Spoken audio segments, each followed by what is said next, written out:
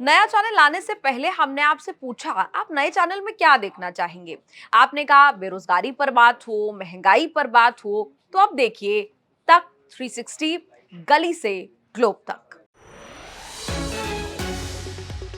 थलापति विजय का साथ देने राहुल गांधी ने जंग छेड़ दी है, पंगा वो भी सीधा सरकार से। जननायक थलापति विजय की आखिरी फिल्म है। 9 जनवरी को फिल्म रिलीज होनी थी, लेकिन ऐसा हो नहीं पाया, केवल इसलिए कि सेंसर बोर्ड ने रिलीज के लिए सर्टिफिकेट नहीं दिया।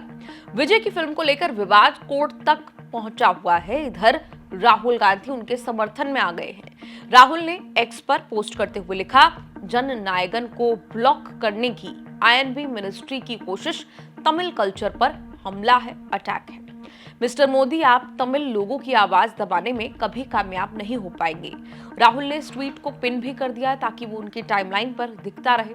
राहुल के सपोर्ट के बाद विजय के फैंस राहुल के समर्थन पर खुश होने लगे। विजय टीम हैंडल ने पोस्ट करके राहुल को धन्यवाद भी कहा।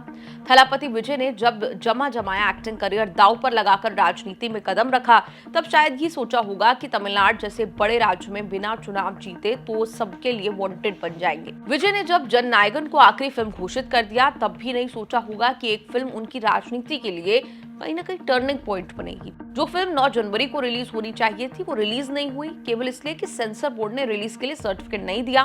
मद्रास हाईकोर्ट के कहने के बाद भी सेंसर बोर्ड ने पूरा जोर लगा दिया कि जननायकन रिलीज करने के लिए सर्टिफिकेट ना देना पड़े। एक फिल्म को लेकर हंगामा इसलिए मचा कि सेंसर बोर्ड के 5 में से 4 सदस्यों ने फिल्म को UA16+ सर्टिफिकेट देने पर सहमति जताई, लेकिन सिर्फ एक सदस्य की आपत्ति के लिए फिल्म की रिलीज रोकी गई और रिव्यू का विवाद कोर्ट तक पहुंच गया। थलापति की 69वीं फिल्म फैंस के लिए अनमोल गिफ्ट जैसी थी, लेकिन एक फिल्म को लेकर इतना कुछ हो गया और हो रहा है कि कई कॉन्स्पिरेसी थ्योरी चल रही है।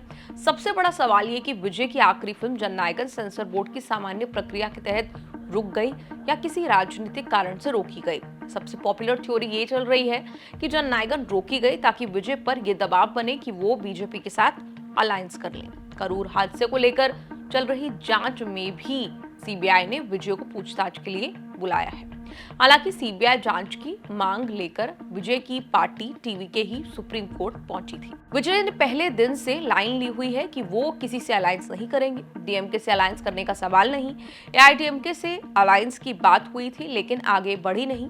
बीजेपी ने इंटरेस्ट दिखाया, लेकिन विजय से नहीं। कांग्रेस ही अकेली ऐसी पार्टी है जिसको लेकर विजय सबसे सॉफ्ट दिखे हैं। करूर हादसे के बाद राहुल गांधी का विजय को फोन करने से बाद से ये चर्चा बनी हुई है कि डीएमके के साथ अलायंस में होने के बाद भी कांग्रेस विजय के साथ फ्यूचर अलायंस की संभावनाएं तलाश रही है। जननायकन को सेंसर बोर्ड सर्टिफिकेट नहीं मिलने पर जितना हल्ला तमिलनाडु कांग्रेस मचा रही है, उतना तो कोई भी मचाता हुआ नहीं दिख रहा। एक ही स्थान तो ये है कि विजय कांग्रेस का चुनाव से पहले या चुनाव बाद कोई अलायंस बन जाए। कांग्रेस ने विजय की लड़ाई को अपना तब बनाया हुआ है जबकि उसका डीएमके के साथ अलायंस है, और विजय की पहली और सबसे बड़ी लड़ाई डीएमके से सत्ता छीन लेने की है। आपका इस रिपोर्ट पर क्या कुछ कहना है? कमेंट्स में लिखकर अपनी राय जरूर दें।